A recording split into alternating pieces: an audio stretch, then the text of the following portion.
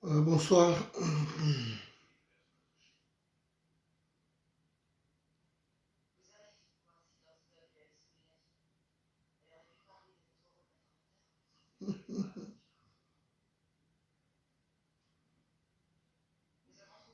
Bonsoir, bandeko na ngai.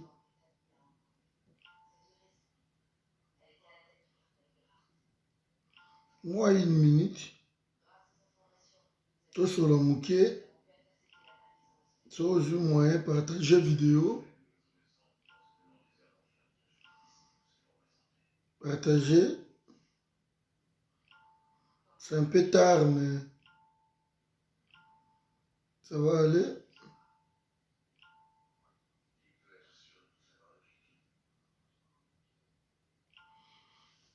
Merci. Partager.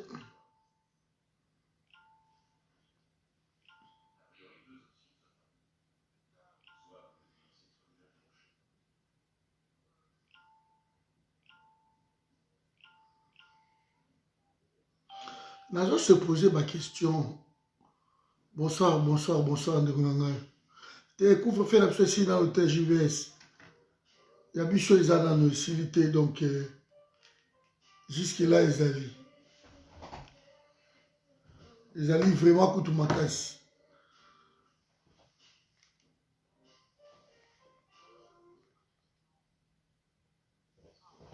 Merci. Yabicho Ezali, bonsoir Maman Nangasi Lapino, bonsoir Nayo, bonsoir Bob, bonsoir à tous. On est ensemble, bande konenga ito solo là. Boyebi eloko moko échappé batu. Eloko moko échappé batu wana, les gens n'ont pas compris. Alors nenga ito solo lango. To solo aspect moko ya ba libération oyo uto liko.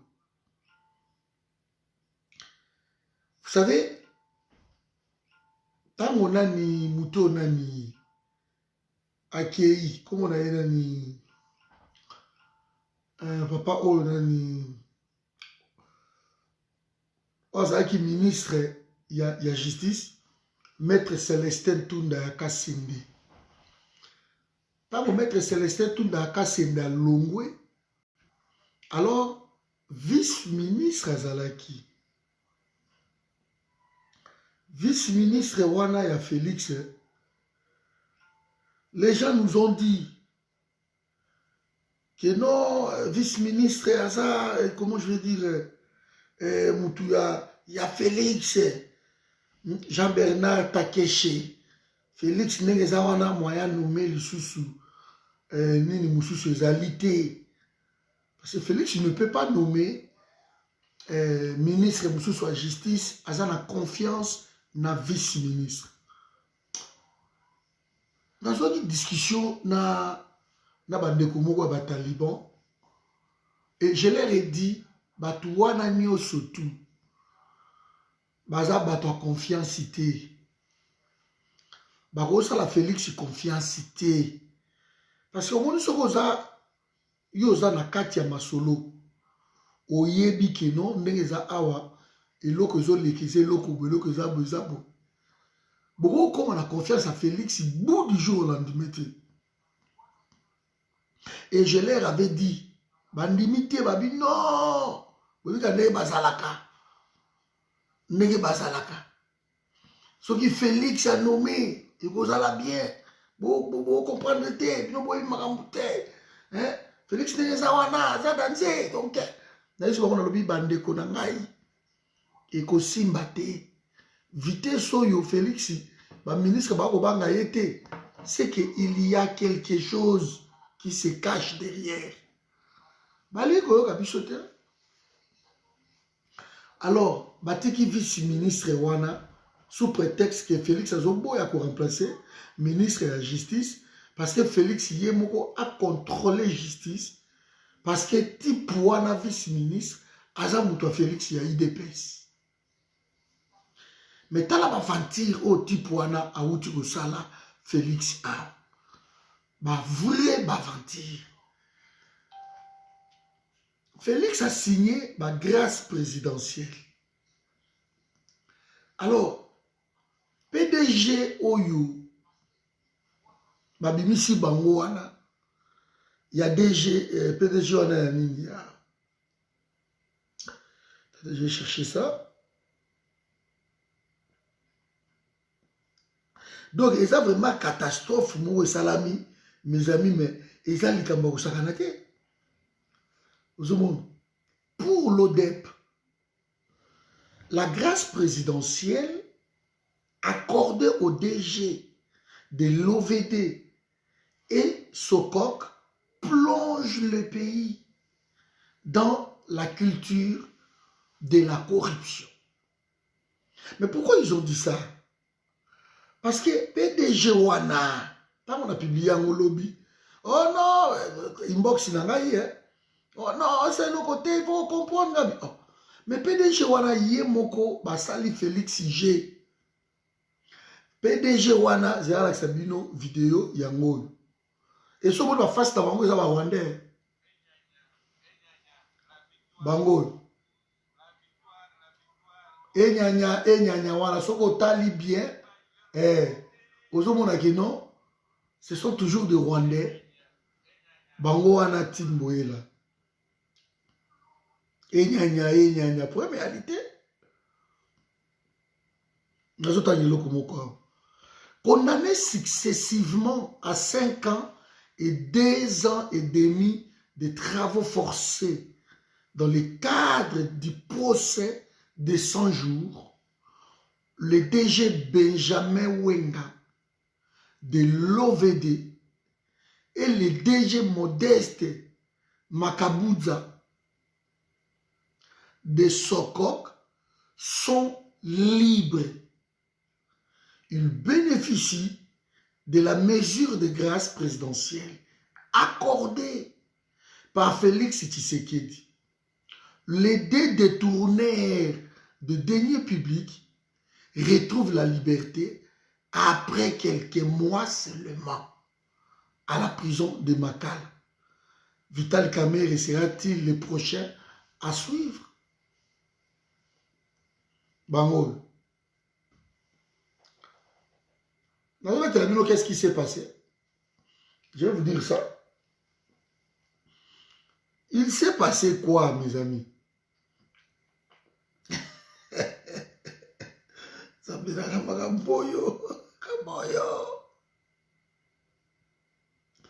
Donc, ministre wana ya justice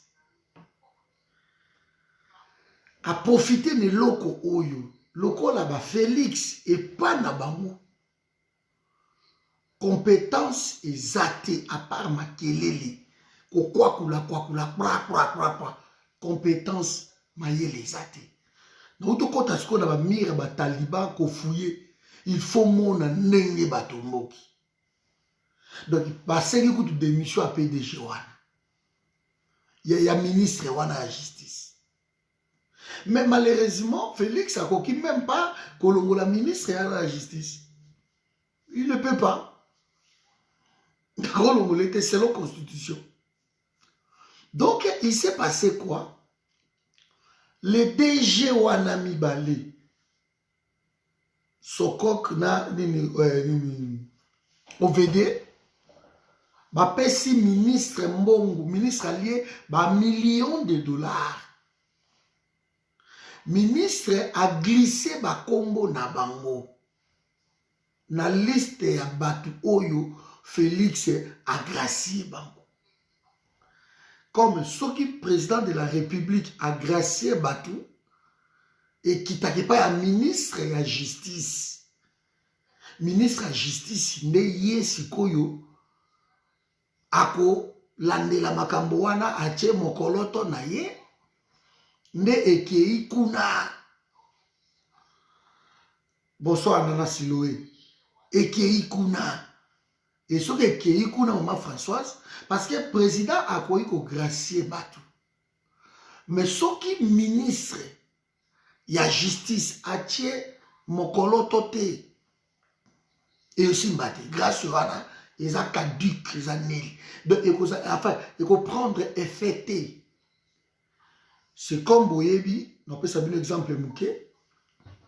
c'est comme Boyebi, tant Félix a nommé Noï Nanga Patricia, tant Félix a nommé Kyungu et Kiriwa surtout. Donc il faut ministre et portefeuille, atia, contre ça, il faut atia Mokoloto naye pour PDG à ça. Donc Félix Degazana a nommé PDG sous proposition. Il y a un ministre, il y a l'Assemblée nationale, il peut nommer des PDG. Mais ce qui ministre et portefeuille a signé un côté et qu'on compte en vulgarité. Comme un PDG effectif à date de la signature, il y a ministre, il y a portefeuille. Nous commis PDG normalement. Alors, qu'est-ce qui s'est passé? Ouais. Qu'est-ce qui s'est passé?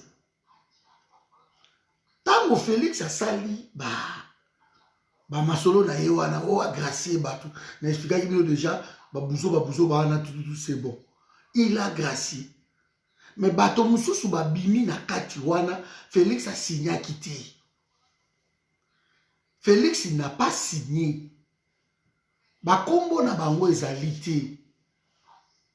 Parce que le DPDG wana, na procès 100 jours, ils ont été condamnés que balia mbongo ya l'État.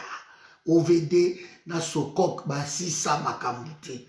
Alors, bango bapasaki na procès, il y a 100 jours, balia mbongo ya l'État, ba condamné bango na 5 ans de prison et de 2 ans et demi de travaux forcés. Alors, tango makambo esili ndeko nanga masoyo tika o makombo a Félix parce que yende moza kotia siko désordre yo landa nde nanu avant de critiquer ngai parce que soko koti ba côté wana nyonso tout et pas na bino moko ba bétoniste okomona ndenge bozo critiquer loko elekio bon opekisanga na lobango pourquoi pour nga za opposant à Félix azana Kabila ensemble moi je suis un opposant donc kolobananga te que non soki non. Hein? Alors, PDG wana, et tant Mikanda et pas un ministre de la justice, pour contresigner yango, n'est sali normal, il faut contresigner yango et prendre effectif comme ça, babimisa, batu oyo président de la République a gracié bango, j'ai kotu wana. PDG wana, le DPDG wana, ba pesi mbongo, corruption, et qui est pas ministre de la justice. Ministre de la justice a zui mbongo, ba million, allez, a tie kombo, ya DPDG wana, na liste. Ndeko na ngai yo mutu okote la Félix, okote wa attaquer ngai, yoke loko na zolo. Ministre de la justice, atie kombo wana. Et tango atie kombo wana. Et ça li que ba PDG wana tango ba bimi. Au lieu que parce que baza condamné, ne baza wana ils sont condamnés. Apparemment selon ba info ona yoki ba bimi. Ba kimi apparemment baza en fuite. Na ito so ba ozo bango. Mais bilongi ona mona ki wana en tout cas batu wana ba koza ba congolais. Parce que boyebi que Kabila a toujours nommé Batu ya bikolo wana. Les Rwandais nous occupent na ba poste nyo surtout créé boyebi yango. Alors, bazui yango mbala moko ba meni yango. Batali kilo parmi ba kombo o Félix a signé. Ba edi Kapend, ba compagnon na enyo surtout. Mais il y a même le DPDG qui vient d'être condamné. Mais les gens ne comprennent pas. Nani, voilà. Merci. Alors, tango bango bazui yango, et ça li ki, pardon. Babimi, kobima bango babimi, basali ba publicité botali ba vidéo na bango merci Fachi abimisi biso siko depuis moi biso to bandi ko to regretter pe le kwana to bandi ko koma to bandi ko loba parce que soko mone ka likambe esopani boyi parce que to lobi e balanda ka biso bona ta ba fantilo ba kota kawate bandi ko attaquer biso Félix a dit même pas bango o mona bango baleka ka ba kabul ba yebi bango te ezaka ka kido baleka ba attaquer biso kaka penser ba supporter na bango pouvoir oyo ezoboma ba congolais et le là c'est normal parce que Kabila ndenge za wana Kabila za même na bateau ba supporter ye et bon Félix mwana mboka aza pe na bandeko ba supporter ye parce que bolanda ikutu Roger Lumbala kutu assassin Roger Lumbala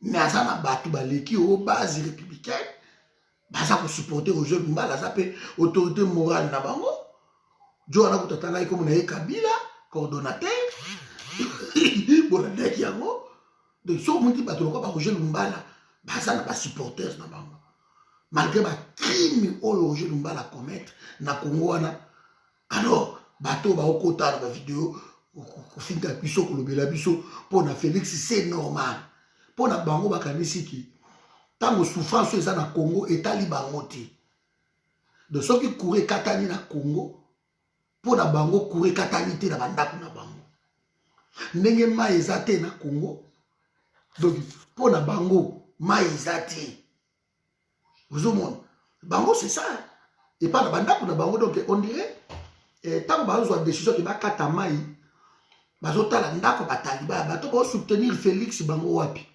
non bango mai ekata na te kuna il faut mai ezala il faut courir ezala bon banani ba soutenir Félix te non eza bato oyo bango doka ba soutenir Félix te donc tokata bango ba mai il se trompe ndeko Blaise quand nous parlons ici de la souffrance il y a peuple congolais nous parlons pour tous les peuples congolais même bato o bazana IDPS viva normalement bato o ba soutenir Félix après 2 ans bandaki bazonga si baba loba non il y a quelque chose qui ne va pas mais tellement les gens s'aboutissent dans leurs idées alors bato wana donc bazomona ki non c'est bon bazomona ki c'est bon donc ils veulent nous amener dans leur aboutissement généralisé là-bas. Nous, on ne manipule pas des intellectuels. Dans 2 ans, ils ont qu'à mi-mandat. Et ceux qui ministrent, ils ont ça la même miloko ya boy. Après que Félix Akaboy na Kabila, oh, union sacrée. Mais ceux qui ministrent la justice, vice-ministre, ça la miloko ya boy. C'est le logo morisati. Au tout on ne voit que du fait. Et l'eau morizati. Et l'eau koizati. Donc, Félix Negazawana, mote maman félicité. Félix Negazawana a gracié liste ya bato. Et tant qu'il a gracié liste ya bato, et qui est pas vice-ministre à justice, parce que ministre à justice, ça l'a raté. Alors, le vice-ministre à justice, c'est quelqu'un de l'IDPS, c'est quelqu'un de Félix. Et ce vice-ministre-là, il faut contresigner pour une ordonnance ou un président, ou bien une nomination, une désignation, et prendre effet. Pour ça, il a signé tes cobimate. Il y a ce qu'il a signé, oh, Félix a gracié à qui? Il a signé en côté. Il a côté malamoko na katiwana. A glissé ma combo na ye. PDG a élié 5 millions, Azu a élié 3 millions, ministre Azu ma combo ya ba condamné, ba to baza na moi quelques mois seulement à prison, ba condamné ba 5 ans. Ministre a ba combo na ba. Et ba to mo na minute toujours ba na bino, tango ba ke obimisa ba to na makala, bango pe ba bimi.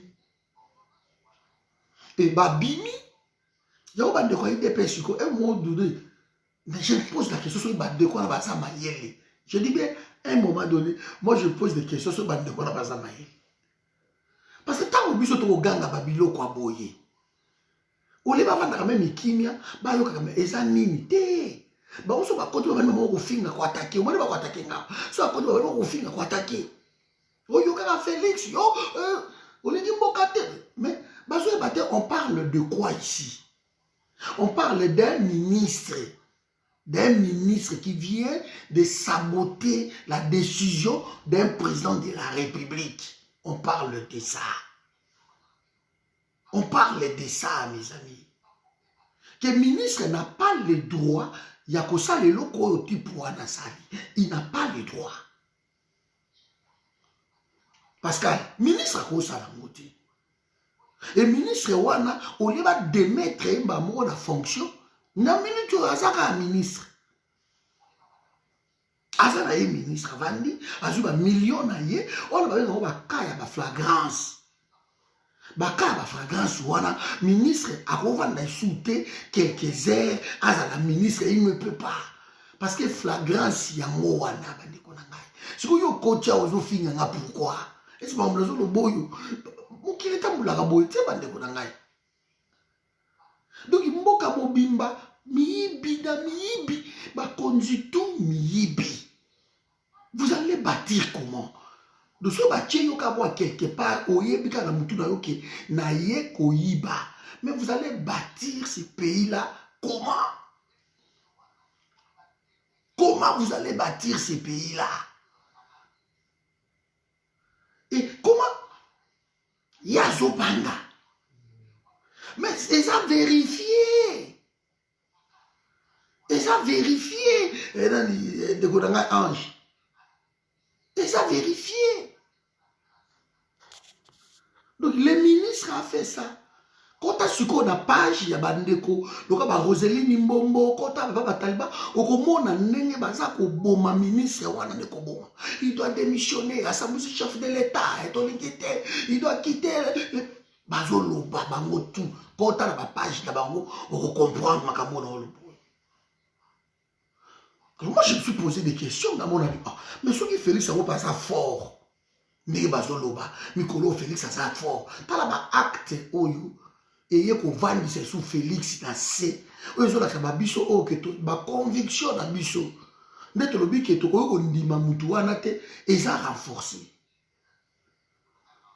Et ça renforcé nos convictions à nous. On reste constant parce que on voit tant de monde biloko wana tout ce monde a qu'ils a d'aventure. Donc ma conviction na biso oyo et ça renforcé. Et ça renforcé.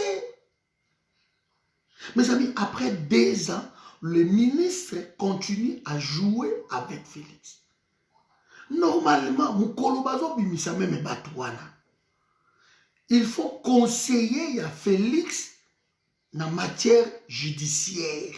Il faut azala na prison. Ya makala. Ce que biloko na zolobo, na so monate mabeli yango, o to zolobo buzo finga biso. Donc, les problèmes to kana ko mino na biso to lobati. Quand Félix donne la copie, il y a ordonnance na Yoana. Il y a copie conforme à l'original. Quand il envoie dans le ministère, il faut Moussou etikala. Et pas directeur ya cabinet, il faut etikala. Et ce qui est etikali wana boy, il y a directeur ya cabinet, ce qui est etikali, les jours, il y a libération ya batouana. Les conseillers, il y a présidence, il y a république, chargé à Makamba justice, question judiciaire, il doit être dans Makala. Il faut à Zalawana. Ça se passe comme ça. Parce que, j'ai et les caca. Alors, bango pour Zalawana, pour surveiller, yé bakeno Makamba président, et l'équipe, il faut Zalawana. Donc, Zalaka, Patrick Abimi, président Koumakia. Moututel Abimi, Amatma Abimi, Bakotala, José Kambo, Bazotala, José Kankabimi. Donc c'est comme ça, José Kankou, tout le monde, Bazotala Yango. Jean Kabongo, il est où? Asa Awa, Chantal Azawapi, Bazotala Moko. Sans amour, on confirme la liste du chef de l'État. Ce qui rajoute Ezali, Yoko yeba yango. Oui, non, non, non. Oyo, aza na liste à chef de l'État. Alors, comme le ministre, aza na besoin ya ko gracier Moutouté parce que ce n'est pas de son domaine. Ministre a ko gracier Moutouté. Donc, ils ont besoin. Ils ont fraude, ils ont flagrance. Il ne peut pas être ministre. Dans la minute de oyo, il ne peut plus parce que Batouana baza libanda. Ba fait wana ils ont constaté, ba fait wana ils ont avéré. Ces gens-là ne sont pas dehors. Donc, il a contresigné à cause du président de la République Makambo. Ministre à côté ici, président de la République qui n'a besoin pas. Parce que ba PDG ou ba bimisi bango wana, ba PDG wana baza condamné na dossier 100 jours, na ba Kamere, na ba Jamal, bango tout baza condamné. Et ba PDG wana ba na bolondo. Si vous avez l'art, yo ministre de la justice, au lieu mbongo, vous avez muto IDPS, vous avez muto Félix, au lieu no ba million, au lieu ba combo na bango, au rajouter na liste. Oyo ya présidence, président Gracier Bato, yo ministre au rajouter ba combo. Yo ministre bango. Si vous avez le cas, vous avez fini ngapo, makambo na zolo bo na kosi. Makambo na zolo bo, est-ce que ça mérite des insultes? Ça ne mérite pas des insultes, ça mérite des réflexions, ça mérite de savoir le comment ministre a commencé à biloko oyo sur le dos du président de la République. Et il est de l'IDPS, alors que le lot Fati Béton, alors que non, ils ont séparé la bataille surtout. C'est pour ça que je me suis posé des questions. Mais Félix Sylvain a tout pu faire tomber le gouvernement Ilonkamba. Mais pourquoi les ministres, il y a cash, bazako démissionné? Ça, je me suis posé des questions. Pourquoi? Bah, il dit que non, bah, il y a ma lard na bango. Si vous avez un boy, mouton la moussaka ministre, c'est Félix ça compétent. J'aimerais qu'on m'explique. Est-ce que Félix est hasard compétent? C'est que si vous avez un parce que il y a un kaka nazala ki libanda. Yango basalelo bakoseli nazalaki libanda yango basalini président de la République qui m'a rendu yoa. Ok, président de la République bako signer ba ordonnance cité ya ko créer ka ba comité minembwe bani tout soki ozate et ko sala maté parce que soki président za libanda l'administration fonctionne. L'administration fonctionne.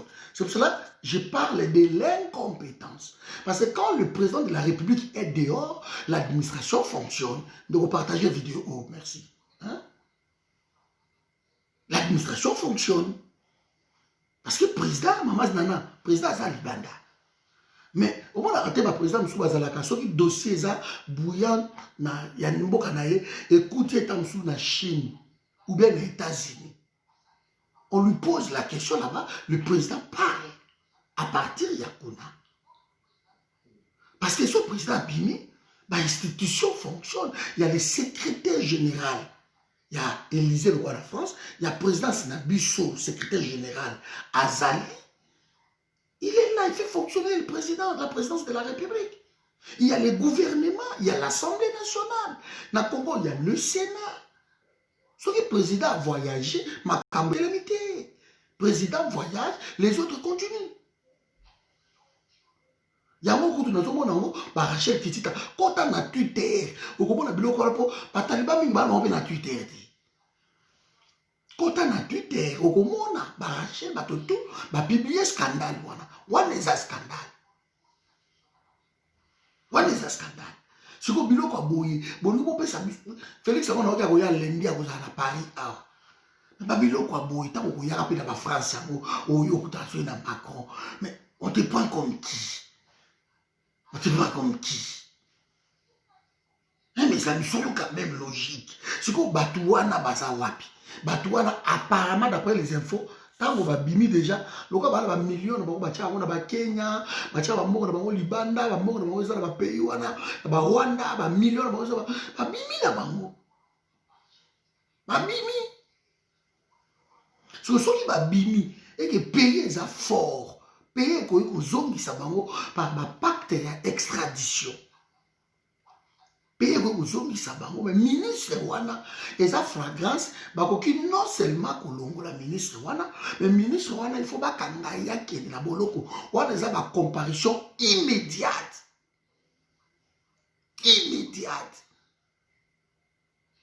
donc à limiter signature ya chef de l'État. Ministre wana bakisi la rajouter batu na liste ya Félix asali cop na ye alilar na ye. Bonico, mes amis, hein? On croit Félix est compétent dans cette histoire. On croit Félix est compétent dans cette histoire. Abimi soyez battu. On croit Félix est compétent. Parce que si Félix a eu le couranaté, moi je me pose des questions. On croit cet homme est compétent. On croit cet homme dirige le pays. Il dirige le pays. Comment? Voilà, je ne sais pas. Il y a un moment où il peut-être tout à dire. Mais Félix Aloba qui a mon campagne. Alobi qui a un yebi na ye loko mon côté. Top Kogo FM vidéo ezali. Alobi nga na expérience c'était ni Fayulu ni Mutumoko a une expérience à Zati. Biso de tout ça awa monto a une expérience ka Mutumoko et ça Kabila. Alors biso so to na Kabila nda ko la tsabango façon ya kosala.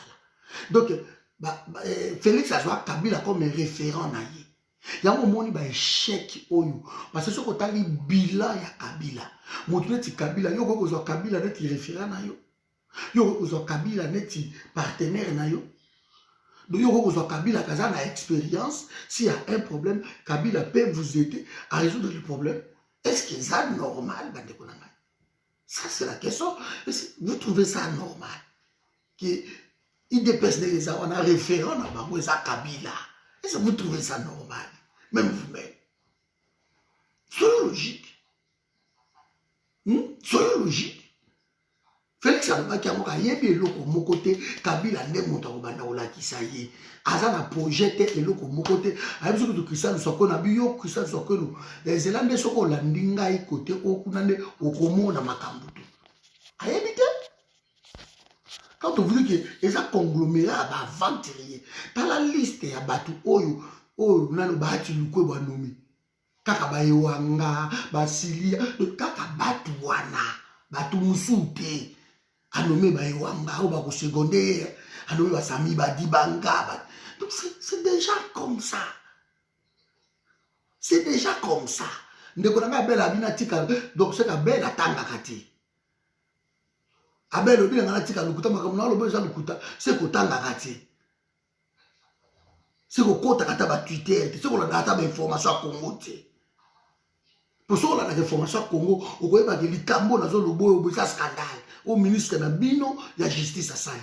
Bande kona yo kutu ya IDPS, bango moko kutu baza déjà kotomboka. Baza kotomboka kene la mire ba phrase, kene la mire ba Roseline, kene la mire ya ba nano ya ba Igeti mana kene ba mire ba tutu wana, okomona ndenge bazo tomboka, bazo seka kutu Félix abwa ki sa ministre wana. Kene ba pasteur Gili na bino, okomona ba pasteur Gili na bino, baza kotomboka. Kene ba Eliezer okomona, ministre Sambouchi Félix. Ministre de la Bino IDP, ça vice-ministre de la justice. Si vous avez le kuta, si vous avez la vérité, Zani dans les Cambouans. Ma PDG, on a mis pourquoi? Pour que le kuta, c'est tout. C'est tout. Mais si les premiers années, les premières années que nous voulons l'excellence na Congo. Nous voulons l'excellence na Congo. Alors l'excellence na Congo, et cause à un président de la République, il faut la maîtrise de l'institution. Parce qu'il y a un garant de l'institution. Il y a un garant de l'institution. Ça, c'est le président de la République. Et Babylon, et ça va maman na ba bêtise. Et cet homme-là akoki kozala ministre isu te na minute oyo tozoloba nde non seulement ministre mais flagrance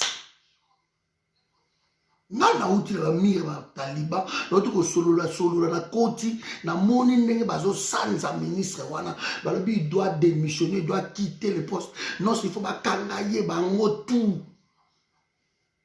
po asala eloko moko ezalaka te. Félix apesi liste mosusu ministre akoti a rajouté bakombo moyennant quelques billets de banque a rajouté bakombo abimisi bato wana e bato wana babimi basali ba vidéo na bango awa baleki olo faci beto grâce to bimi nga na kamo eloko na bimi oh depuis moi bomona ki na zobwaka bwaka depuis même lobby na bimi mais c'est pas normal comment bato basa condamné na procès à 100 jours comment ngai bande ko sauter muki mais comment bato oyo babimi alors que ces gens-là viennent à peine d'être condamnés. Basali même pas une année na prison. Basali ba mois. Ils ont quelques mois na prison. Parce qu'après Kamere, bango et landi. Titi nande ba auto kanga bango ba tie bango na bolondo. Sikoyo à peine ba kangi bato yo pona koyi ba mbongo ya l'état. Mais comment Félix a gracié bango? Moi je me suis posé des questions. Donc moi na comme mais Félix tu soko gracié au bimisi bato oyo. Mais bimisa peka a Kamere na Jamal. Bimisa bato tout. Parce que ko bimisa bango pourquoi? Pour ce que tali pe bilongia bato ngo boy ba ba Rwanda. Ba ko ba mukanza ba biloko ba mikinza ba koto wana. Ba bato ba koto wana. Siko yo siko ni oza awa. Obimisi bango pourquoi? Ça c'est la question dont moi je me suis posé. Je me suis posé. Mais curieusement, je me retrouve face, il y a pas fanatique. Face, il y a pas fanatique. Comment tu peux envoyer? Oyo, moni na ju oyo. Et zanga ite, hein. De quoi le binanga na kosi. Moni photo oyo. Qu'est-ce qui s'est passé encore ici? Moni photo oyo.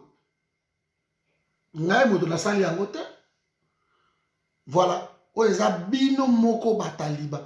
Na zuku tu photo oyo epai ya Roseline Mbombo wetwa. Donc bakomi yango epai na bino moko bataliba. Jean-Bernard Takeche dégage. Bino moko batu. Bato ba soutenir Félix ne bato ba bengani. Alobi na ye a dégager. Ce n'est pas ngai. Oh, le Félix, c'était. Tu as Félix Kimia. Tu as Félix Kimia. Tu as bêtise au Sahara. Tu as grosse bêtise. Babiloko, c'est une grosse bêtise. Et ça, là, qui s'appelle non, l'homme ne maîtrise rien. Si vous avez Babiloko, on est bino, vous avez sa biso, matière. Oh, tokoki kolobela. Félix, ils ont bien entendu ça sur la matière dans le biloko.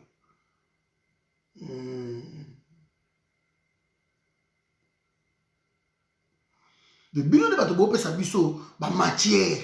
Voilà le rôle ni wifi anda. Voilà. Donc biloko de bozo pe sa biso sikoyo ba matière. C'est vous, ce n'est pas nous. Bino ne bozo pe sa biso ba matière. Que notre lobela Félix, to finga Félix, enfin, à la forum biso finga la tête, mais biso to lobaka vérité. C'est ça. Pour Nangaï, pardon Patrick, non, qui Félix ne maîtrise rien, quoi. Donc, c'est un homme qui est venu s'aventurer, il veut apprendre. Il veut apprendre dans le sommet de l'État. Or, dans le sommet de l'État, on ne vient pas pour apprendre. On vient pour exercer. Dans le sommet de l'État, on ne vient pas pour faire un stage. Dans le sommet de l'État, on vient pour exercer. Donc, dans la minute de tout ça, il fallait le connaître. Nathalie, c'est quoi paramètre surtout. Nous comprendre que non, l'union sacrée aux Arabes aventure. Parce que le ministre a montré des pèses. Ce qui Félix a commis la puissance de Yohana. Ministre Wana a reçu la bêtise à Boïté. Mais au bilo bon libo me la biso. Ministre Wana a reçu le Kwanati. A Babino, moi je peur. Parce que Chico Félix azolongola batu. Et le la Félix azolongola batu. Donc, soki nga na meki ba buso bo ko simba te. Parce que bango bata IDPS, faut pas même Félix likolo te. Parce que 2023 c'est bientôt. Bango ce qu'on va ça quoi enfoncer Félix, quoi enfoncer Félix. Quoi enfoncer. Donc ba konzi tout bazoto Félix. Félix a aussi la choix moko incroyable. Donc a un problème à casting. Je crois que c'est le propre de Mutu Kangaye. A un problème à casting, a un problème à choix. Parce que si on va faire des batala bato tout au baza ba ministre ya IDPS na gouvernement wana. Yebisa na ministre moko je dis bien moko kaka oyo a excellé. Na gouvernement wana. Moi je parle pas de la ministre moko. So bina mi balé mi satu. Non. Bino andeko bo sanga ministre moko ya IDPS. Pour ba na 38% na ministère wana. Boye bisanga ministre moko kaka oyo azo travailler pendant danser oyo aza ko exceller na lobi moko kaka ministre monani Félix c'est un aventurier, il est là, il est en train de jouer avec le pays, il est en train de jouer avec le pays.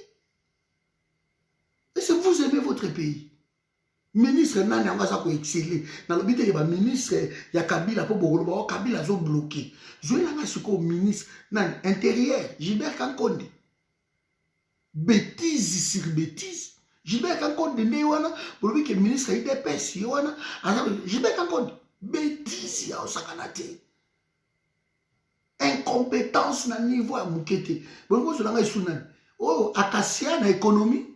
Maman wana comment moi ça Jean-Lucien Boussa bon on y a cassé incompétente na niveau moko ya usakanate akasia ministre économie a quand même pas stabiliser dollar a ko katé mbongo wa batu. Donc les États-Unis ezo sa biso boye dollar depuis comme na 200 ezo mataka flèche ministre économie azala ta biloko ezo mataka flèche azo kokelo côté.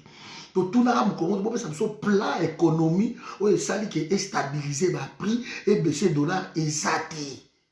Le programme, le ministre, maman Tumba, oh, il y a affaires étrangères, incompétente, notoire. Il y a un échec cuisant.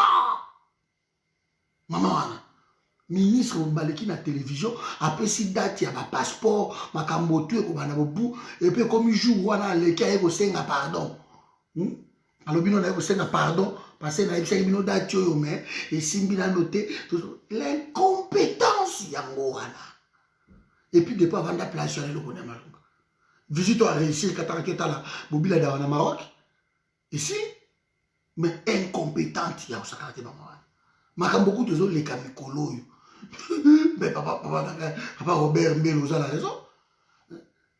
Gilbert Kankonde, date que maman Tumba loi banazoya. Mais toujours non Gilbert Kankonde. Asala ouessé da TV5.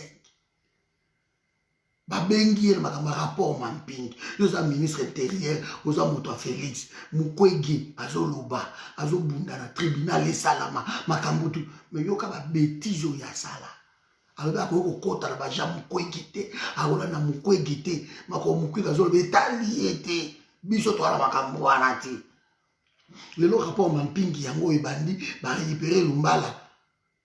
Il dépêche sur un gabanuka, non, Fachi beto, bomoni, non, arrêtez. Parce que politique, il y a Fachi, ne yango wana, ministre de l'Intérieur, qui n'a pas sala ouissé. A sala ouissé, na TV5, na chaînes étrangères. Même moi, si, on a interrogé à son cas, même monsieur le ministre.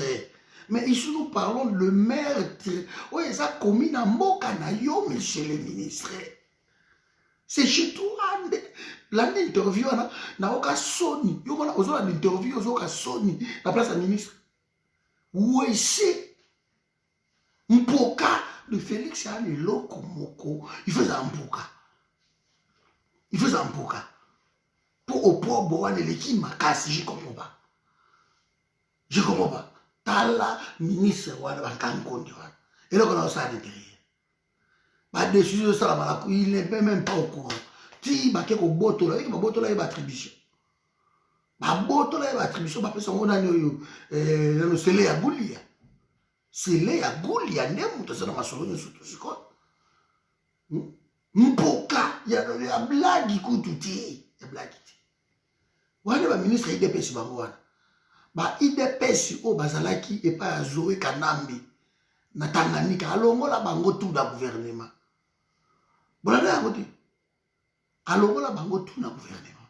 Ayebiso bango alobi baza na incompétence ya kosakana te ine bayebi même pas musala.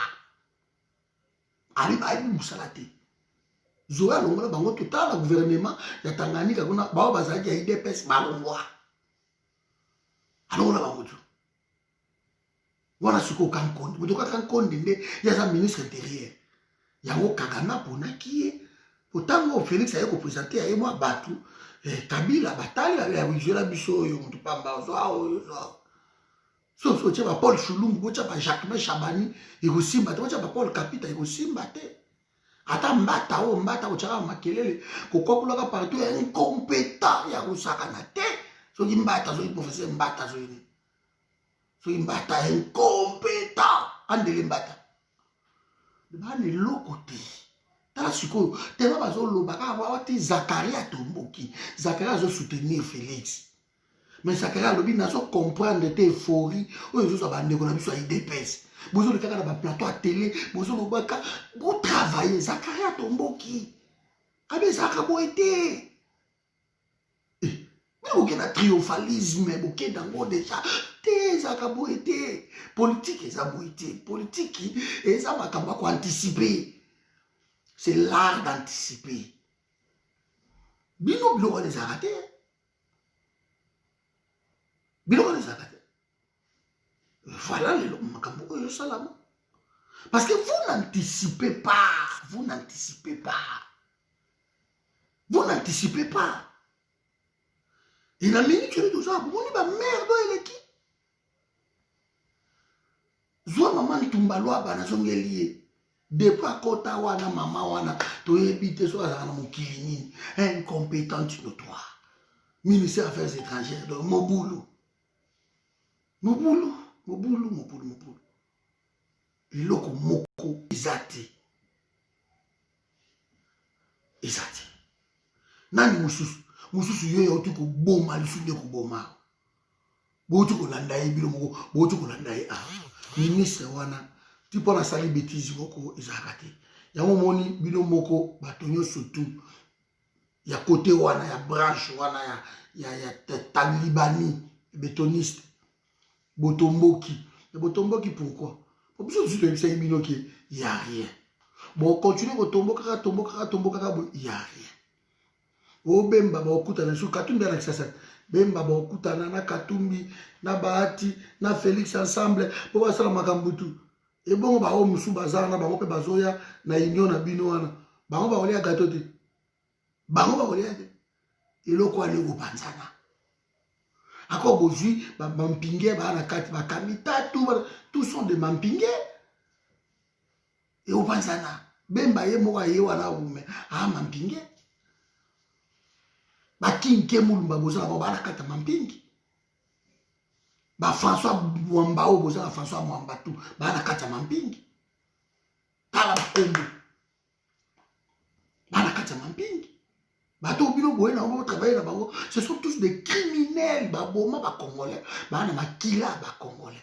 Félix allait peut-être, je dis peut-être faire quelque chose si et seulement si avant d'être bon, le corps a débarrassé na Kabila.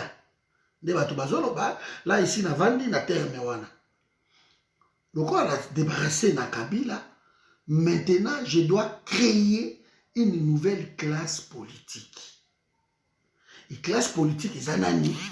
Papa wana nyo surtout bana rapport mampingi. Papa wana nyo surtout ba kamwena sampu. Papa wana nyo surtout nde bazawana en tout cas ba maluku.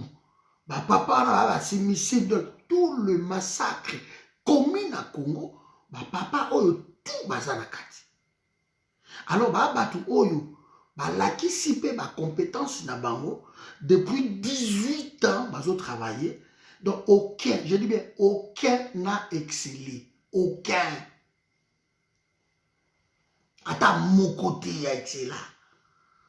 Alors aoka ko loba kino ba papa oyo surtout c'est nena se débarrasser na bango parce que ba pesa ka mutu bénéfice du doute même na la classe à l'université doute méthodique ezalaka ozomona bofandi boti botali bolobi ah bon totala nani beaucoup bakate non bozo douter mais totala nani total bofingi te pardon bandeko nanga nali bofinga félicité awa na forum tongi biloko wana te bopesa baargument na bino ozomona bolobi ah totala nani bon peut-être eloko asala eloko aboye ah ça c'est bien azokende bien parce que le but la biso ezali nous allons pas rester l'opposant de Félix pour être opposant non si le pays avance si Félix fait des choses il y a bien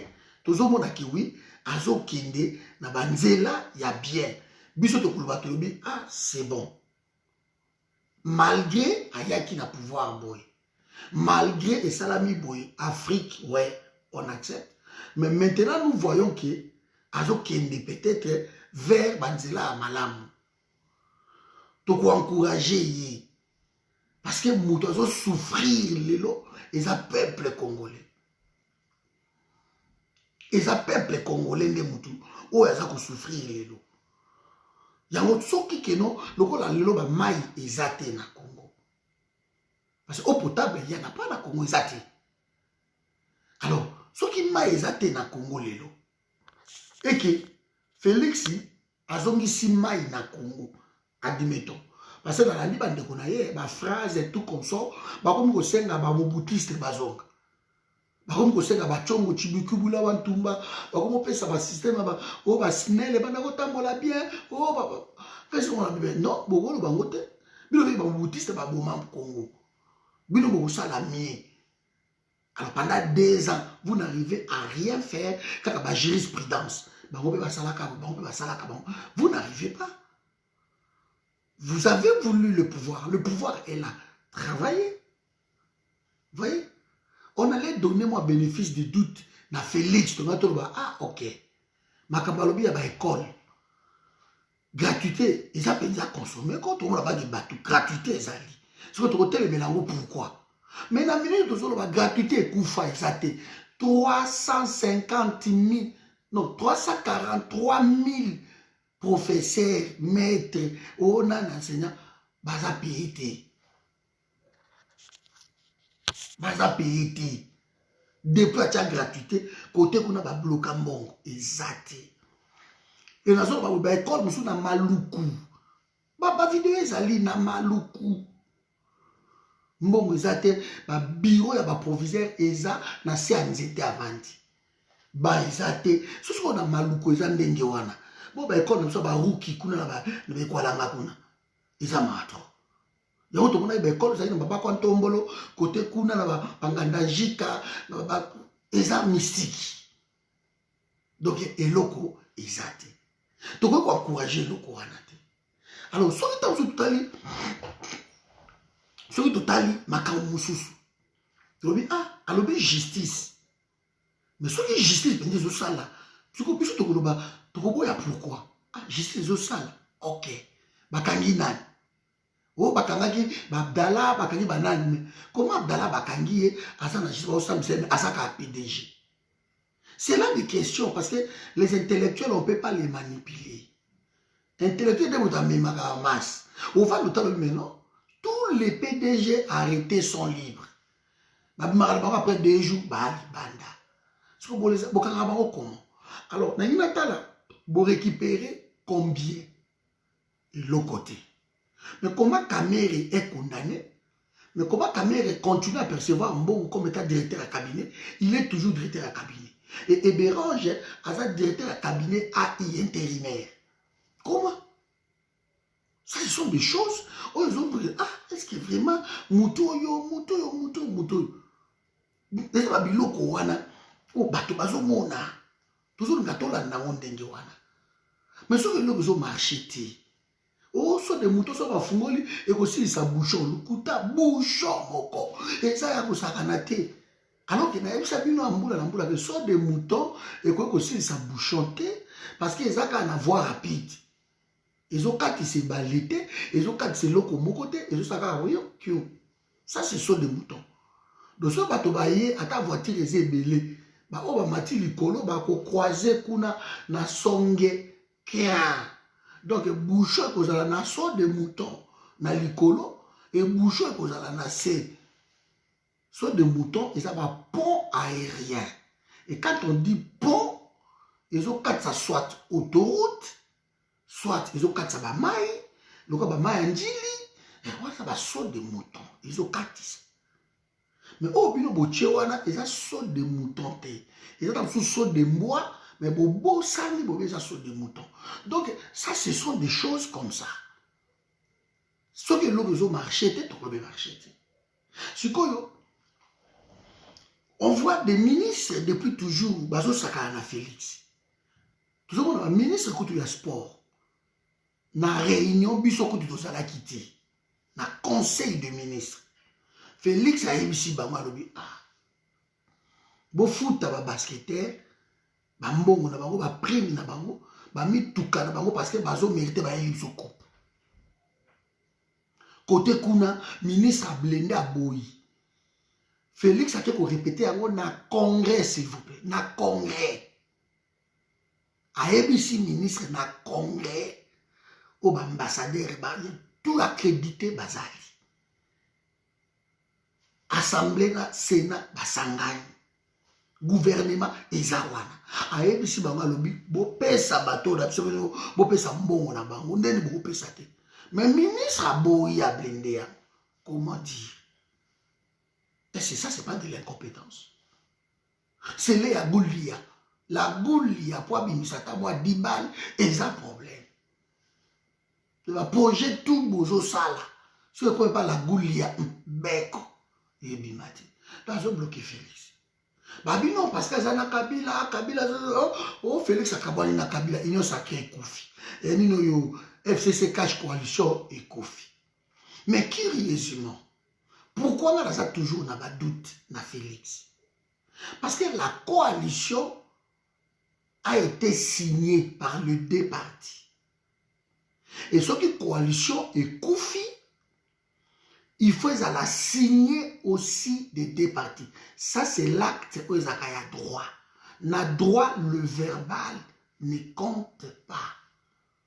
Na droit, ce qui m'a signé et engagé. Signature na yo, ils ont engagé yo. Parce que ceux qui m'ont signé, maman Lorraine yo a signé. Donc, signature on les a Lorraine. Ça, c'est le droit. Maintenant, quand Kabound, Ake Matampunda, hein, vous voyez ce qui donne le pouvoir. Kabound, Ake Matampunda. Amati, papa, va sepeli, ba kepe, ba négociation, ba salaki, Mikolo, Arabino, tout le monde est comme mon amour. Négociation, jusqu'à ce que Kabound. C'est un des choses pas. Bolimbisi. Voilà, Bolimbisi. Kabound, tant qu'il y a une négociation, et si tout le monde va signature, va signer. Et tant qu'on va signer, surtout, va économiser Ilukamba Balobi, vu l'accord signé. Et sa nomination à Ilukamba, c'est vu l'accord signé. Ne Babimishi Ilukamba est nommé. Ok, c'est bien. C'est vu l'accord signé. Si koyo, bino boleki moko bolobi qui était makambo esili. Parce que Félix a sali discours ici. Oh. Mais nazo ka moi ti lelo nde naza awa nga cordon. Na momo na ke Kabunda sa toujours coordonnateur ya wana ya FCC ya za côté cash. Côté kuna Némi Moulay. Kabundi n'a même pas démissionné là-bas. Si vous voulez manipuler biso batamayele boye, vous manipulez biso taboyi to bazo bango, vous manipulez biso ke lokwa Félix alobi et sili. On ne peut pas croire ça. Il faut signer accord. Voilà. Et accord sur les signé. Entre les deux parties, ça c'est encore le droit. Parti moko divers et koki kolongwa. Ce qui parti moko est longwe, l'accord caduc est tombé caduc. Parce que l'accord ils ont lié deux parties. Ce qui moko est longwe, donc o etikali caduc parce que l'accord est entre deux bateaux, deux parties, deux sociétés, deux pays, donc ce qui moko est longwe, l'autre tombe directement, on reconsidère Makambo, on peut renégocier, on peut recommencer des choses. Mais maintenant, l'accord qui a été signé ne peut être rompu verbalement. Ça passe toujours par une signature. Parce que signature, quand on monte longo la signature, tout ça dans le domaine. Mais on nous chante que non, bakabwani. Alors qu'ils ont signé et ils n'ont même pas signé. Vous savez? Donc, ça va bien comme moko ok. Bichot doit comprendre. Mais bateau va comprendre, Félix va comprendre. Ça montre encore qu'il y a de l'incompétence à l'air. Je prends encore un autre aspect. Félix passe à l'équipe na Goma, à l'obi, banda lelo, na suspendre nini makamwa commune ya Minembwe. Non, ça c'est encore non. Le président de la République, Atambola Kanaba ordonnance. Le président de la République ne fait pas des choses verbales. C'est l'institution suprême. Chaque décision a verbalement. Na droit balobi, le fait précède les droits. Akoki koloba yango verbalement. Ça c'est le droit. Otoko aza, bon, je donne Félix, première. Mais le fait précède les droits. Alors, Moutou Oyo, alobi eloko moko sur libala ngala yo kufi, le fait est précédé que libala kufi. Mais pour libala kufa o bobala na nini, il faut que le cas notaire comme sur la Belgique. Il faut que le cas de Vazouzi. Donc, ce qu'on ne pas zouzité pour constater yango. À séparer. La séparation est permise pour se séparer. Mais pour la bonne divorcer, il faut les cas de famille beko. Alors, pour que commune ya Minembwe ait existé, commune ya Minembwe a été créée par une ordonnance présidentielle contre ça par le premier ministre Tchibana. Contre ça par le ministre de l'Intérieur Henri Movasakani. Contre ça par le ministre de l'Intérieur provincial. Ça, il y a l'ordonnance portant création à commune de Minembwe. Maintenant, président Leki, alors oui, n'a annulé Makambouane. Je pose des questions. Quand le président parle des choses, ça c'est les faits. Mais il faut maintenant que le droit arrive. Et les droits des Amikanda. Donc, Ebérange Kolongele, la place Ouana, il faut pas ordonnance portant l'annulation de la commune rurale de Minembwe. Et jusqu'ici, communes ils ont fonctionné parce que le président Loba verbalement. Soit tu lobby boye, boye ça pas jaloux, boye il a Félix. Maintenant boye bisangai et lo konini, o ils ont zanga que président a soit pas signé ordonnance. Ça lui manque quoi? Ça lui manque quoi? Bon, on peut dire peut-être il fait la contre ça la premier ministre, mais le ministre de l'Intérieur est là. Na cadre ya M. Munkinza, pourquoi on est à Munkinza? M. Munkinza azali bourgmestre ya commune ya Minembwe. Il a été installé là par le ministre Nano Henri Movasakani. Mais le ministre de l'Intérieur, ou incompétent, ou Gilbert Kankounde, est là. À quoi vous démettre, na fonction, a commis en ordonnance, ok, bah démettre, moi décret.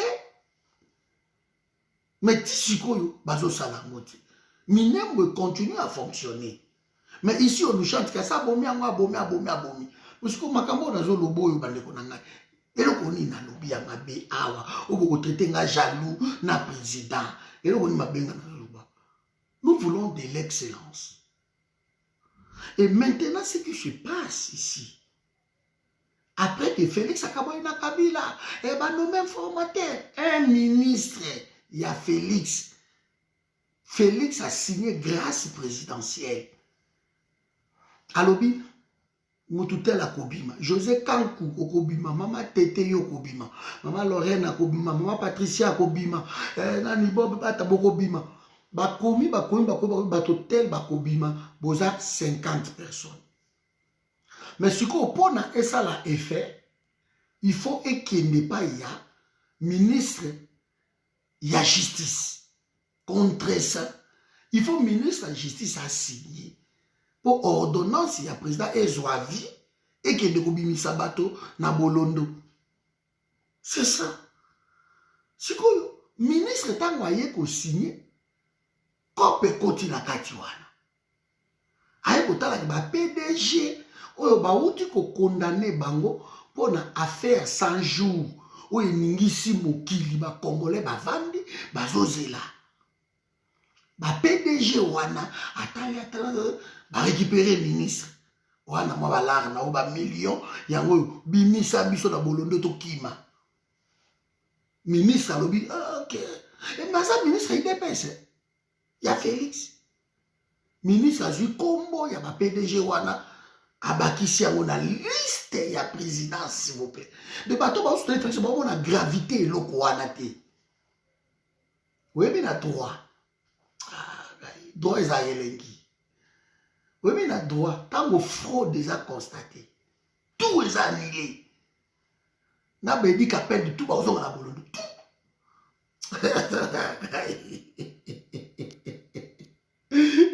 Papa Robert, il faut pas que ça va la bino, bato ba de la Félix, ba vous obo ba compris na kabo.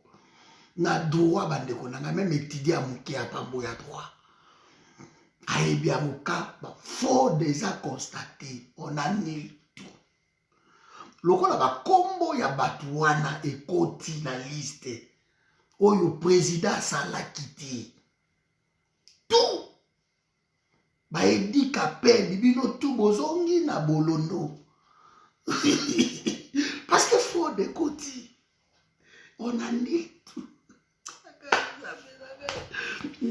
Bob Bata. Est-ce que Makabuta zo lobo na zo kosa bila to botangi mingi bila ta classe mulai. Makabona la ebité. Est-ce que Makamama tete mama na kosi. Marie Sylvie yo pe motabiki mulai yo akoti. Qu'est-ce que Makamona zo na kosi? Bob zo edi kapend azonga. Marie Sylvie. Edi kapend azonga na bolondo azonga. Parce que faut des côtés dans la liste du président de la République. Faut des côtés. Et dans le droit, dans le fraude, ça les a constaté, on annule tout. On annule. Le ministre de l'IDP, c'est vice-ministre de la justice. Il y a l'intérim, il y a ministre de la justice. Le président a signé ordonnance. C'est lui qui va signer. Mais tant qu'il a signé, Mbongo continue à Kati. A récupérer, Patricia a récupéré ma liste, PDG Moukinza, tu as tué ma monakati. Ma PDG ma bini, ma PDG ma million, ma PDG Zimwaka, ma qui. So, on peut me ma PDG wana, ma outra ma branche wana. Zimwaka. Ma PDG Siko, ma zosa la Siko, ma liste, ma Sylvie. Ah, Fati Beto, Abibisi Biso, Danin. Oh, je voudrais bien qu'on Kale Ozawa, Kalibas, mon neveu. Oh non, on se comprendre. N'a Kale. N'a la moni ba vidéo, ba zolo, bake. Fati Mutabimisi Biso, Fati Beton, Fati Abimisi Biso. Mais c'est pas possible. Ce sont des gens qui viennent d'être condamnés à peine quelques mois pour la malversation financière au monde. Donc, ce qui grâce au présidentiel, ils ont des critères. Ils ont des critères. Et ça, ça, les noms, Patricia. Ils ont des critères. Et le cas là, ils ont des critères. Donc, bateau yo, bazo remplir les critères wanati. Pour babi, maintenant, moi, il y a un flou. Tu vas dire que l'enquête de tout ça, on a besoin de bazoba. Tant que tu vas boire, il y a une inégalité. Bande kuna kota leo na mira ba Roseline Mbogo na to beta ba tour kuna kota na mira bande ka IDPS ba igeti mana na to beta ba tour kuna e indi ministre wa da fa démissionner ministre la sakani la fachi ministre la ko sala boete pourquoi parce que épée si solo donc fachi mbala moko ba ordonnance to asignaki na mayo biao. Parce que tout ça n'a payé, ça n'a loi. Quand vous parlez d'état de droit, ce pays-là n'a pas d'état de droit. Fermez vos gueules. Quand vous parlez d'état de droit, il n'y en a pas. Pour un pays où il y a état de droit, le ministre Wana, na ministre soit il avait déjà démissionné. Soit le ministre Wana va gagner pour une flagrance, comparution immédiate. Et on va regarder. Oui, il ne rien, comparution immédiate. Bagay malaboko. Bagovanda wanati. Mais voilà, ça y a moi, mais na minute to solangana yo aza ministre. Si vous voulez respecter, na mon eloko Félix azo salango eza sérieux. Comment on a eloko des assurés? Tout ça donc quand même logique. Comment on peut trouver des choses comme ça sérieux? Radio Dalton, comment? On ne peut pas trouver des choses comme ça sur lui. Cet homme, à cause de la ministre, donc, ordonnance au Félix a signé qui? Pour la bimisa, il y a grâce présidentielle, wana, ordonnance wana, ils ont caduque. Et quoi il y a na acte au ministre a posé quoi il y a dans sa vidéo, on a fait le problème Eddie Kapend boy. Eddie Kapend Bimi. Je prends juste le cas Eddie Kapend et ses compagnons. Le cas la bango ba Bimi na grâce présidentielle. Alors comment même il a fait mandat na bango, fait nino yo na bango emprisonnement na bango. Il fallait Eddie Kapend basa la réouverture il y a dossier. Pour être disculpé bango. Mais à Tikali un mois, obimi na grâce présidentielle et l'ongoli mutu na innocentité. Bandimi ka oboma qui est mais obimi chio. Ça c'est la grâce présidentielle. Mais na amnistie parce que grâce présidentielle c'est le président de la République. Yé moko avandi quelle que soit la faute commise. Président avandi atali alors bon nazo Moussa Patricia tu sors oh mais aboma batu ngana président a décidé au bimi. Mais soko bimi elongoli yango te. Casier judiciaire ici ezali na kati. Na casier judiciaire na yo ba okoma oza assassin oboma. Donc, nano Eddie Kapend a bimi na grâce présidentielle, aza assassin. Casier Gologolangote, il n'est pas innocent. Aza assassin. Mais ce qui a bimaki na amnistie, parce que l'amnistie est la décidé na parlement. Parlement tant bazo décidé na amnistie, ba amnistie mutu, on efface son casier judiciaire. Moutouana a retrouvé Moussala partout parce que le casier judiciaire est commis vierge. C'est ça. C'est juste ça la différence. Alors, la meilleure des façons, souvent, dans la grâce présidentielle, et la liberté conditionnelle. De Jekoko Bazwa, Franky Diongo, Diomindonga, tout consort. On a dit, porter à ta plainte. Ils ne peuvent pas. La grâce présidentielle, tellement la liberté est précieuse. La grâce présidentielle, on vous dit, écoutez, on vous fait sortir, mais on porte plainte. Dossier wana, on le soute, makambo wana, on le soute. Et la grâce présidentielle, c'est ça. On dit, oui, ma grâce, au bimi, au kani monoko na yo, mais kazie na yo ezali. Donc, Edi Kapendi, lelo, so ka yeta sous ma poto, awa, bebe ngane na zo ya Congo kuna mikolo. So na mon Edi Kapendi, bonjour, na komo na ye comme un assassin ya musée. Donc, bakoki même pas pour reprendre yete na nini, na comment ça s'appelle, na armée. Il ne peut pas. C'est un assassin d'un président de la République. Na ba compagnon na bangoran. Alors, tant que tu as expliqué Biloko wana, Edi Kapendi, il fallait ouvrir un dossier ou un procès, même expéditif dans 2 semaines, aussi ça procès à Congo, comment ça calelo lelo, aussi il sango, disculper bango, ou bien ouvrir le dossier, pesi bango liberté conditionnelle. En attendant, on mener banquette, bango bimi baza en suspens. Donc, il a noté, tant qu'on va présumer baza en suspens. Mais ici, vous sortez quelqu'un comme ça, après avoir accusé bango, boma président de la République, bobimi siba. Ça, c'est fort. Donc, les assassins du président de la République sont dehors. Parce qu'on a gracié les assassins. Mais on n'a pas effacé leur casier. Ça, c'est le droit. Parce que tant que vous venez encore nous insulter, ce n'est pas grave. Mais au moins, vous aurez appris quelque chose.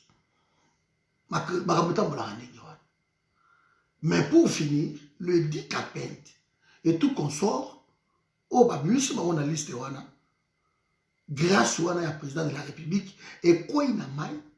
Parce que le ministre de la Justice n'a place à Aya, qu'au respecter l'ordonnance, il y a président, il a rajouté, il a triché. Atie ba kombo mususu, le président Gracia qui ba voté. Et ba kombo o ya tie, et ça ba PDG, ba pesi mbongo pour la malversation financière. Donc c'est là où nous en sommes. Et batango, ton ami to babimi pena bango babimi libanda. Et c'est pour cela, à cause de tout ça, je vois que non, c'est de l'incompétence. C'est vraiment de l'incompétence. Voilà, tiki bilo awa, na kolobela bandeko ba koti lelo na forum.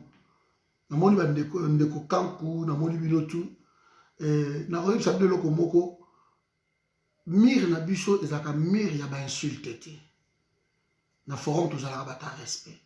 So moi lelo na bloqué bino te parce que bokoti lelo. Mais ce qui na moni bino lisu na mir na biso.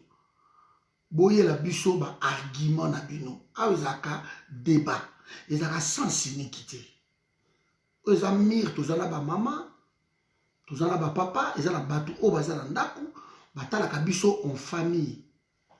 Et ils lisent les commentaires.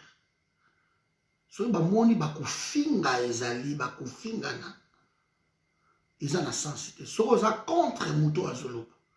So oza contre eloko ndeko na yo alobi. Komela ye ki naza contre metala ya malamu yango. Ngana lobi boy, ngana lobi boy. C'est comme ça. Donc tous ces amis là qui vont rentrer aujourd'hui, je vous invite à moi ba kombo na bilo na buto alelo. Mais na yebisi bino na forum fonctionnaka. Tant on va bloquer bino bolobi que non, ba bloquer balingi batute parce que awa biso to finga kate tozana respect ya ba maman ici mutunde salaka. Alors bon mais ma biso te na ba place na bino ya ba insulte wana parce que ba place wana non, je parle à tout le monde. Boyebi coordonner azalaka et ça je n'intransigerai pas. Parce que tu vas dans la vidéo, tu vas insulter. Si tu côté ici, tu vas finir à obscénité, tu vas kaka mbala moko, bato bakotonda awa ba 500 000 600 personnes parce que ba congolais balingaka eloko wana place oyo tozofinga te tozoloba ba bêtise te place oyo tozoréfléchir makambo ya mitu bacongolais bazalaka te nakoma kaka ke na kolongola bilamba awa na kotela bakomola bapake okomona mokolo bato tu baye mpo batala bapake ya cordon bapake kaka miraïs balinga baka kotala yango les gens sont comme ça.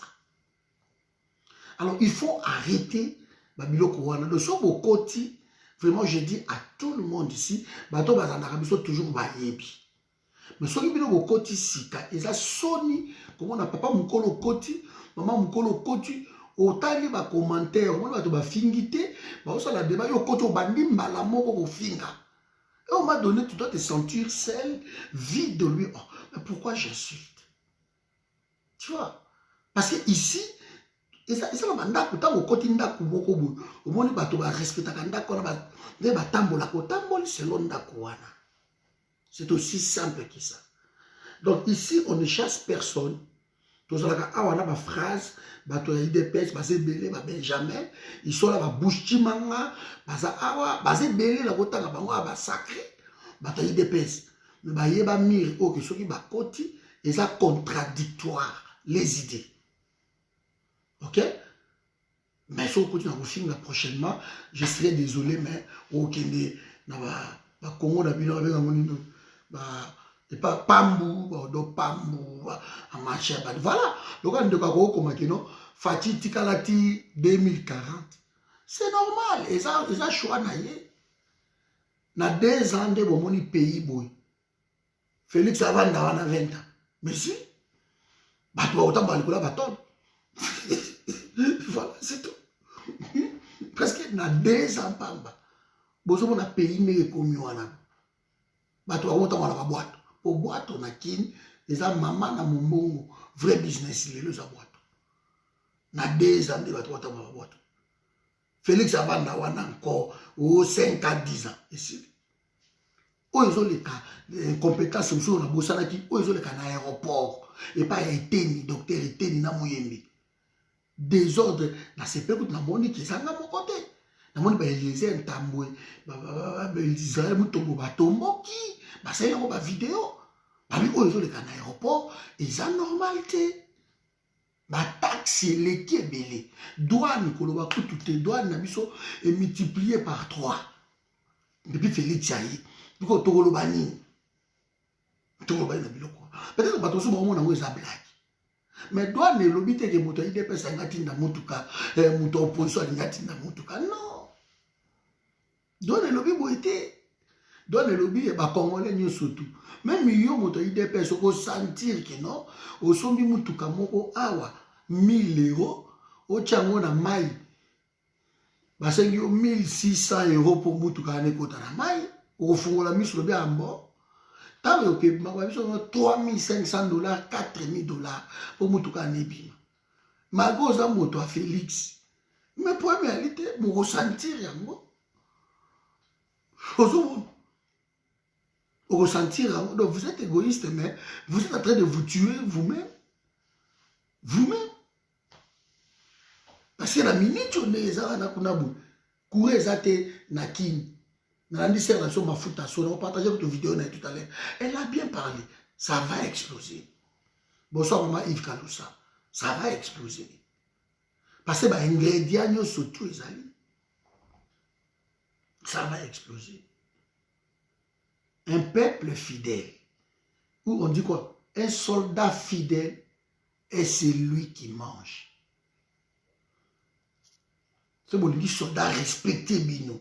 A respecté ba continue tango azolia mbalo kutu ba militaire kutu bopesi bango soso moko ba kabolo bato mbale ekolo moko aloso témoignage vrai ou azana contre ça à l'état wa ibsa biso.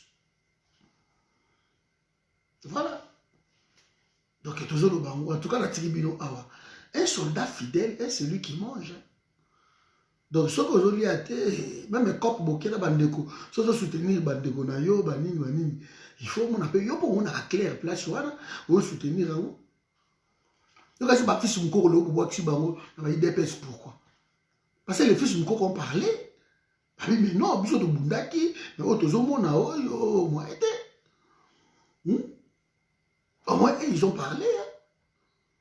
Mais les autres ne veulent pas comprendre la vérité. Ils sont fatigués parce qu'ils ont fatigué. Ok. C'est juste un problème. C'est à vous de prouver que Fatih a travaillé. C'est à vous de prouver que Fatih a travaillé. Mais malheureusement, et là, ils ont été bandés. Bon, est-ce que vous avez une question à Souka? Est-ce que vous avez une question? Vous posez une question. Si vous avez une question, vous avez moi 5-10 minutes dans le vous posez ma question. Donc, José, quand vous avez fils Mukoko Diamba, si vous avez un combat, moi, c'est ça le problème, c'est ça l'erreur. L'esprit critique, il fait ça là. Même de soi-même, mon frère, arrêtez. L'esprit critique, il fait ça là. Il a sacrifié sa vie, ses parents sont morts pour l'IDPS. Et ça manque à respect. Ça manque à respect. Donc, vous ne méritez même pas être notre ami. Vous ne méritez pas. Moi, il a sacrifié sa vie. Combat, Monique Kitoko, maman, au Kabunda, au Maï. Combat, Monique Kitoko, Monique Kitoko, on comparer à vous.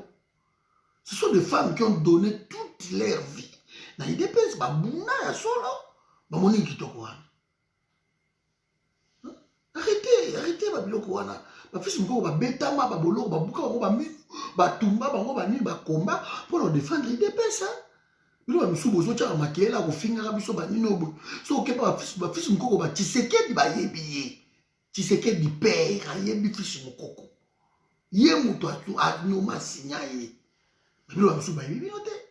Ba combat garçon, non ki kufi, il faut la vérifier moi Jeko.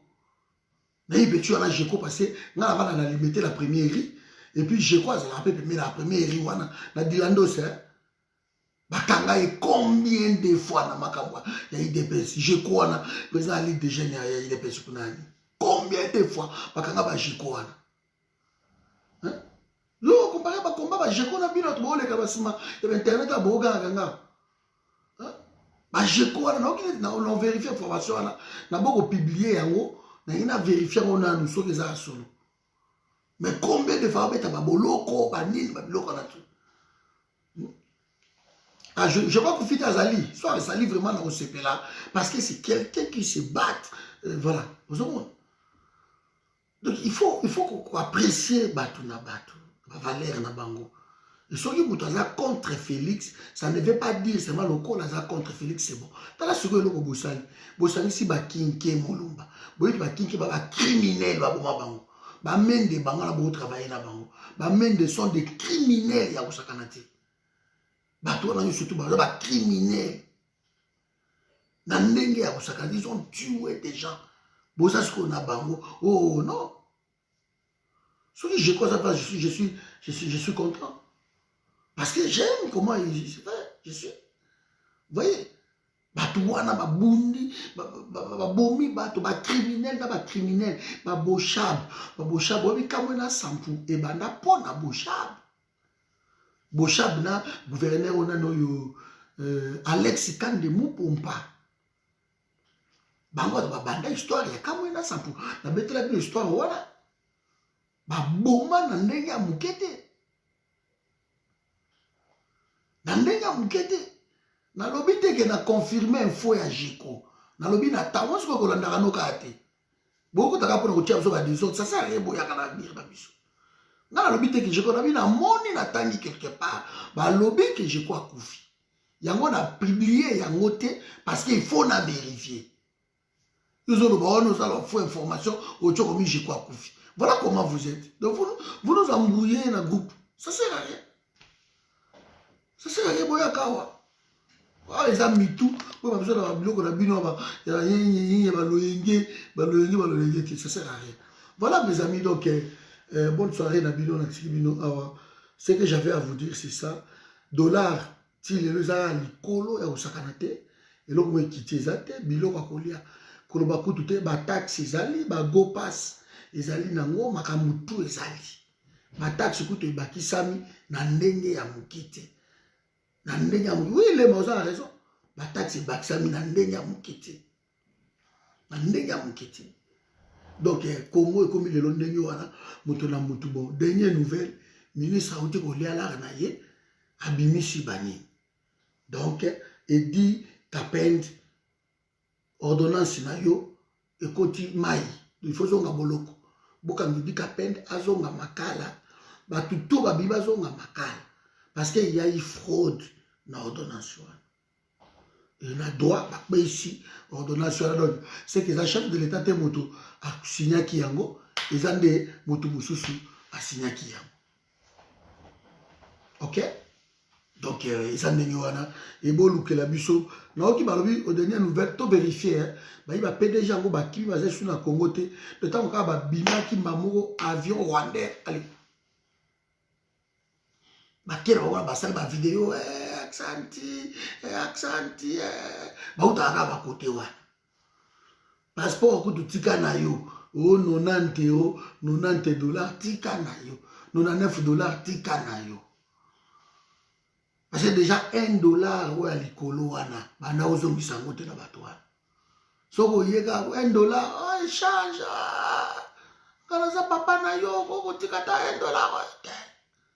$1 bana ekozonga te ça c'est déjà un de deux formulaires ya passeport na la tela ki biloko tout forum ezati na kini mutakendeki $1 ezonga te $15 ya formulaire ezali $20 ya manzaka na aner ezali donc après moi batracasserie wana nyonso tout bobosana pete madesu ya bana ezali donc le passeport est comme déjà 165 et wana na utaki nga moko pe awa système ka investigation à lukuta na koti na ambassade na biso awa bien masque makambo tu bale papa tu sa passeport na ngai mais balobi nous na $9 ba blogo tout ba tipo ya ambassade ah bon vérifier information ba habiter papa non na $9 il faut makambo nyonso tout pose un passeport na yo na maboko boy il faut ba 165 €.